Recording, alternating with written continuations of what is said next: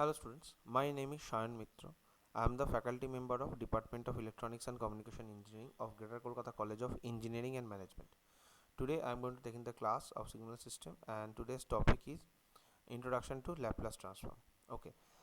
So let's begin with the introduction of Laplace transform and the subject code is EC303 and this is the lecture number 27.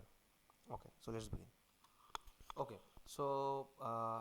As an introduction of Laplace transform, we can easily understand that Laplace transform is basically a continuation of Fourier transform, of continuous time Fourier transform. So introduction of Laplace transform is due to the fact that we already know what is the eigenfunction and eigen value. We have discussed what is eigenfunction, eigenvalue. We know that any kind of exponential function which could be fed into a specific LTI system will get a output which will be a perfect multiplication of that specific input function with that and a constant value, and that constant value is known as the eigenvalue, and the specific exponential function is known as eigenfunction. So depending upon that perception, we will going to discuss about the Laplace transform, where the Laplace transform is basically extracted from the idea of e to the power st, where s is equal to j omega, and it will be only applicable for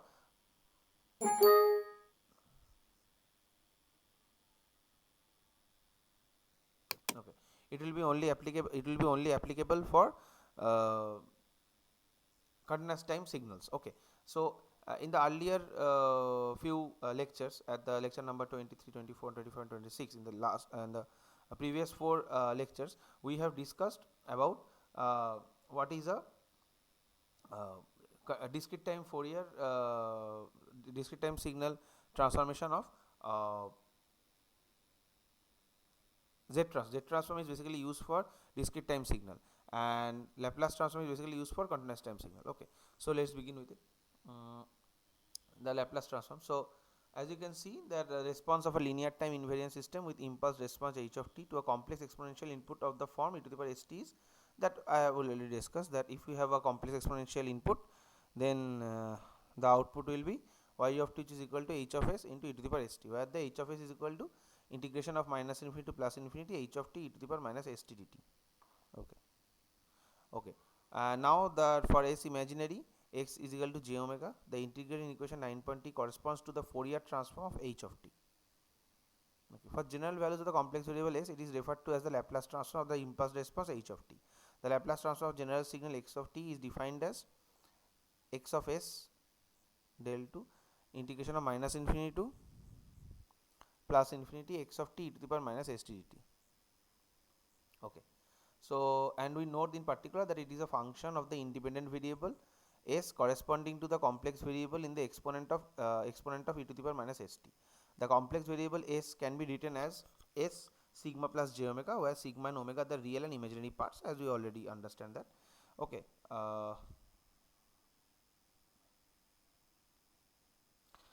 The complex variable s can be written as this, and we already know that what is the sigma and omega, real and imaginary parts respectively. For convenience, we will sometimes denote the Laplace transform in operator form as this Laplace x of t, and denote this transfer relationship between x of t and x of s is in this way. So as we know that s is equal to j omega, so you can rewrite that x of j omega can be written as x of t to the minus j omega t. We already know this. This is the basic formula for Fourier transform. From that which corresponds to the Fourier transform of x of t, we already know that. So that Laplace transform also bears a straightforward relationship with the Fourier transform when the complex variable s is not purely imaginary. To see this relationship, consider x of s as specified in equation 9.3, s expressed as s sigma plus j omega, so that x of sigma plus j omega can be rewritten as minus infinity to plus infinity, and it could be rewritten as, in place of s we use this format sigma plus j omega, and we will put that value here. So we are going to understand what is the significance of this. That's why the footnote here is saying that this transform defined, this equation 9.3 is often called the bilateral Laplace transform, to distinguish it from the unilateral Laplace transform. So from the 9.3, this is the 9.3 format. So this is the basic difference. This equation and this equation is different from each other. So that's why it is known as bilateral Laplace transform, and this part is known as unilateral Laplace transform, which we discussed in section that the bilateral transform in equation 9.3 involves an integration from minus infinity to plus infinity, while the unilateral transform has a form similar to that in equation but with limits of integration from 0 to infinite. As we primarily concerned with the bilateral transform, we will omit the word bilateral except where it is needed in section 9.2 to avoid ambiguity. Okay, so depending upon the situation, we will decide which kind of Laplace transform we are going to use, a bilateral Laplace transform or unilateral Laplace transform, or depending upon that we are going to decide. Okay, so from the, if you are if we take a summary of this introduction to Laplace transform, we got the evaluation of that. The specific signal can be rewritten here as x of sigma plus j omega, which is this is the form of Laplace transform, which is also known as bilateral Laplace transform, which we are not going to be introduced each and every time. Okay, so this is the in general format of minus infinity plus infinity x of t e to the minus st. Instead of using s, we use sigma plus j omega, where which is this specific number is a combination of complex real and imaginary number. Okay, so depending upon that we construct this kind of equation. Okay, so this is the specific equation. It could be rewrite as or rearranged as x of t to the minus sigma t e to the minus j omega t. So this is the function. Now we recognize the right hand side of equation, this part, as the Fourier transform x of t to the minus sigma t, that is the Laplace transform of xt can be interpreted as the Fourier transform of xt after multiplication by a real exponential signal. The real exponential e to the power minus sigma t may be decaying or growing in time depending on whether sigma is positive or negative. Okay, so this is a very important factor we need to understand here, that as we have discussed about the significance of eigenfunction and eigenvalue, that when we use a eigenfunction as an input to a specific LTI system, we get an output which is a multiplication of that specific input signal with a constant value. That specific constant value can be denoted as h of s or x of s. There are different kind of ways to express that part. So here when we are replacing s with sigma plus j omega, we are rewriting this specific sequence as x of t e to the power minus sigma t into e to the power minus j omega t. This is an exponential function and this is a constant value. We can reconsider it as a constant value. Now depending upon now the nature of that constant value will always be depend upon x of t e to the power minus sigma t. Now depending upon the value of sigma, we can understand how it will the signal will be decaying or growing, but the sigma is the depending upon the sigma, it will, or you can say in a different way, that sigma will define the nature of the specific signal. Okay, so using that is the reason why we use the Laplace transform in continuous time signal. Now we are going to get into the we take a deep dive and understand why there is a limitation of its Laplace transform, and we use Z transform in case of discrete time signal. Okay, in place of Laplace transform. Okay, so example 9.1 has that, let the signal x of t e to the power minus alpha t ut from example, there is a arbitrary example that we have taken. So the Fourier transform x of j omega converges from a greater than 0 and is given by simple that we can understand the value of it will only converges when for a greater than 0. Okay. Okay, so now if we take a close look here, x of j omega can be rewrite as integration of minus infinity to plus infinity e to the power minus at ut e to the power minus j omega t. It could be rearranged as we use a step function, so it will be considered to be integration in a right hand side equation or for 0 to infinite, and we get the final value 1 minus j omega plus a for a greater than 0. Now as we can understand, the x of j omega is the value of x of j omega is this. Now from equation as we have already know the in general form of equation the Laplace transform, we can rewrite it as a x of s minus infinity to plus infinity e to the power minus at ut e to the power minus st. It will be rewrite as, now this is the specific equation. So in place of we know e to the power minus sigma t e to the power minus j omega t. So in place of x of t we use this value e to the minus at ut. So in place of that it will be integration of 0 to infinite e to the power minus s plus a t dt, or with s of j with s is equal to sigma plus j omega. Okay, now if we just put the values of s in the sigma plus j omega, we get the specific values of e to the power minus sigma plus a whole into t e to the power minus j omega t dt. By comparison with equation 9.9, we recognize equation 9.11 as the Fourier transform, e to the power minus sigma plus a t. So we can rewrite the specific equation, okay, as sigma plus a plus j omega, as sigma plus a is greater than 0. So equivalent is since s is can be rewrite as sigma plus j omega and sigma is a real value, so we can rewrite this value as x of s, or the Laplace transform can be rewrite as a in place of sigma plus a we use s, okay, sigma plus j omega we use s plus a, where the real value is greater than minus a. And so x of s, as we already know, x of s is e to the power minus at ut, so Laplace transform x of a is 1 plus s plus a. Okay, so we rearrange the sequence and we represent it in a different format. So when you are taking a frequency transform, in case of using Fourier transform, we can rewrite it as a 1 minus 1 by j omega plus a. When you are using a Laplace transform, we rewrite as a 1 by s plus a. That's the basic difference. Okay, and the values will be rewrite here. For example, a is equal to 0, xt is the unit step with Laplace transform x of s 1 by s, or real greater than 0. So from this equation, what the evaluation will be that that just as a Fourier transform does, that's the base, the whole conclusion that we can draw from that specific example is that we know that in particular that just as the Fourier transform does not converge for all signals, in particular that just as the Fourier transform does not converge for all signals, the Laplace transform may converge for some values of real s and not for others. In equation 9.13, the Laplace transform converges only for sigma, where real value of sigma, which is real value of sigma, is greater than minus a. Now if a is positive, then x of s can be evaluated as sigma is equal to 0 to obtain x of 0 plus j omega, which can be written as 1 by j omega. Now as indicated in equation, for sigma is equal to 0, the Laplace transform is equal to the Fourier transform. So as is evident that in preceding example, by comparing equation these two, if a is negative or 0, the Laplace transform still exists, but the Fourier transform does not. Okay, that's a very important factor. So from this specific detailed discussion, what we are really concluded from this example is that now we know the what is the first we have to understand what is the basic difference between Fourier transform and Laplace transform. So basic difference is we have a value, this is a Fourier transform, we take a Fourier transform of this specific signal. Okay, so we get the value is 1 by j omega plus a.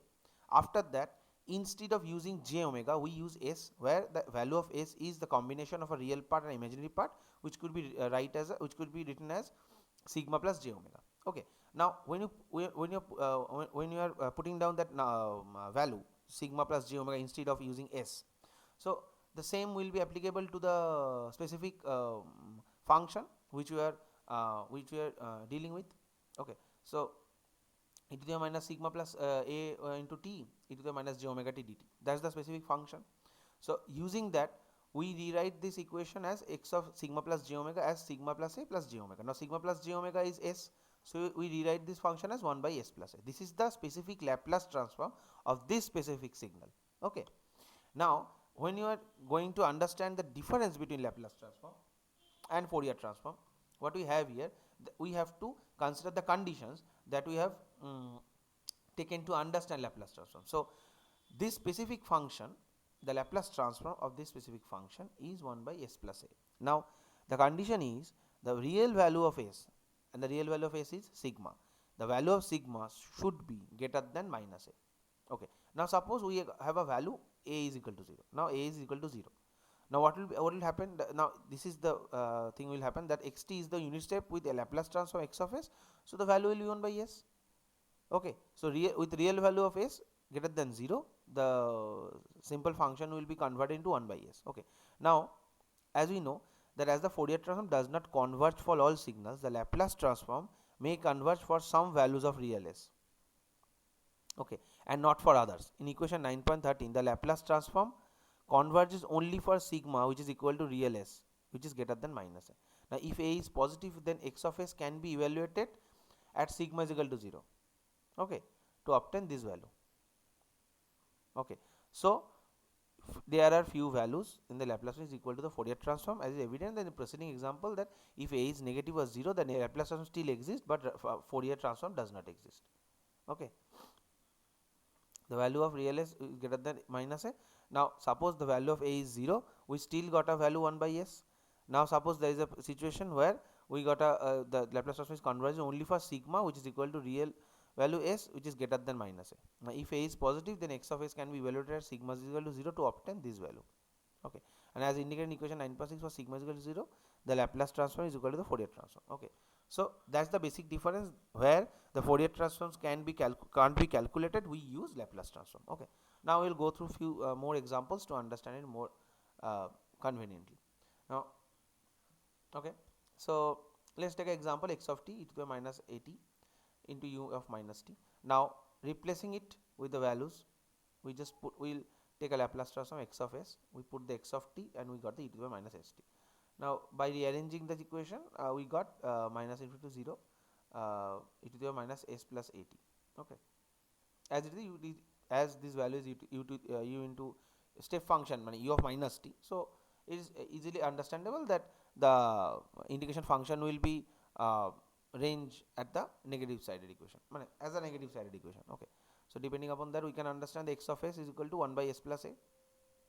Is easily understandable. Now for convergence in this example, we require that real s plus a is less than 0, right, as is important. So real s will be less than minus a. Now that is, the equation will be minus e to the minus at u of minus t. The Laplace transform of this function will be 1 by s plus a, where the value, the real s is less than minus a. Okay, now comparing these two equations, comparing this equation of this and comparing the equation of this. Why?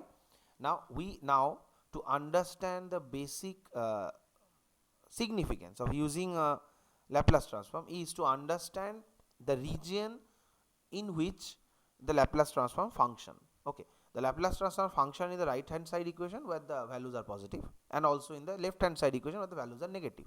In case of Fourier transform, we use only the positive values.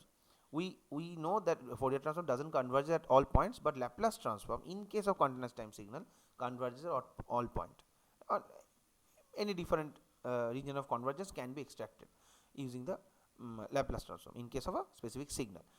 So let's contribute to the comparison between a specific signal which is ranges in the right hand side another equation which is ranges at the left hand side. Okay, so let's comparing by comparing both that we can understand that we see that the algebraic expression for the Laplace transform is identical for both the signals. Okay, consider the examples. However, from the same equation we also see that the set of values of s for which the expression is valid is very different in the two examples. This serves to illustrate that the fact in specifying the Laplace transform of a signal, both the algebraic expression and the range of values of s for which this expression is valid are required. In general, the range of values of s for which the integral in equation that converges is referred to as the region of convergence, which we abbreviated as ROC of the Laplace transform. Now if it, let's go to the 9.3 equation. What is we have? We have the specific this equation. Okay, so when you go through that, what you really goes to understand here is that, okay, the region of convergence is that, and that is the ROC consists of those values of s which is equal to sigma plus j omega, for which the Fourier transform of x of t to the power minus alpha t, for which the Fourier transform of x of t to the power minus sigma t converges. We will have more to see about ROC as we develop some insight into the properties of the Laplace transform, as it's understandable. The convenient way to display the ROC is shown. The variable s is a complex number, and in the figure we display the complex plane, generally referred to as the s plane. Now, as I said, with the complex variable, the coordinate axes are real along with the horizontal axis and imaginary along the vertical axis. The horizontal and vertical axes are sometimes referred to as sigma axis and j omega axis respectively. The shaded region represent the set of points, the s plane corresponding to the region of convergence. For now, if we go through, now this is the real, this x axis is a real part and this is the imaginary part. Okay, so the value of sigma will be plotted here and the values of j omega will be plotted here. Okay, depending upon that we will create the S plane, and on that S plane we will create the region of convergence. Okay, so now this is the region of convergence for example 9.1, where we have got a value for a specific time domain signal. When you are taking the Laplace transform, we got a specific value which is Laplace transform, which the value is 1 by S plus A, and this it will be it is represented at real values greater than minus A. So the region of convergence will be this point. Okay, this is the point where the whole signal will be converged. Okay, and now for second example, the region of convergence is this, and in the second part the region of convergence is this. Okay, now as you can see that real value is less than minus A. So less than minus A means here we will get this value only when the value of S, the real value of S will be less than minus A. Less than minus A means minus 3, minus 4, minus 5, minus 6. So this region, as well as long as the value of S, this value, okay, is less than minus A, means in this region, okay, the signal will exist at this point, it will converge. Okay, here we don't have any value. Okay, so go through another examples. Okay, so here is another example. You consider a signal that is sum of two real exponential x of t, which is equal to 3 into e to the power minus 2t ut minus 2 into e to the power minus ut dt. So as we can understand, use the algebraic expression here. Okay, that for Laplace transform is the x of s. If we use the basic equation here, x of s, which is equal to integration of minus infinity to plus infinity, 3 into e to the power minus 2t ut minus 2 into e to the power minus t ut and e to the power minus st dt. As we can know that from this equation we can take the common as 3 and the 2. So now each of expression we know that e to the power, this is the function, and this is e to the minus st. So using the equation same form as the integral equation 9.10, consequently we can use the result in example this 3a plus 2 minus 2s plus.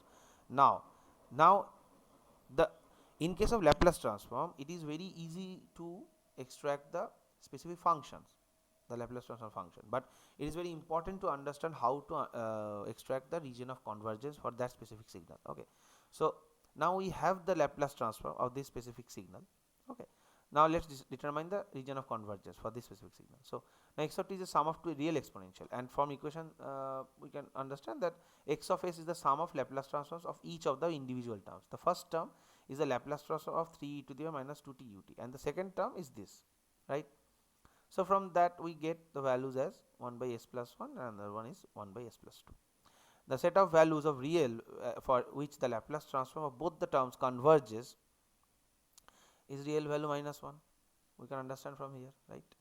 This is valid for real value greater than minus 2, and this for real value greater than minus 1. So at real value greater than minus 1, both the equation will be valid. So combining this, combining these two terms on the right hand side equation, we obtain these values. Okay, and the region of convergence will be the value of s, real part of s will be greater than minus 1.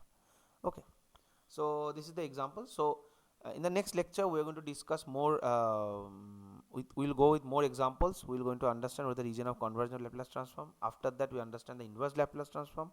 We will going to understand the properties of Laplace transform and the geometric evolution of the Fourier transform. Okay, and of the pole on zeros. Okay, so and with many more examples.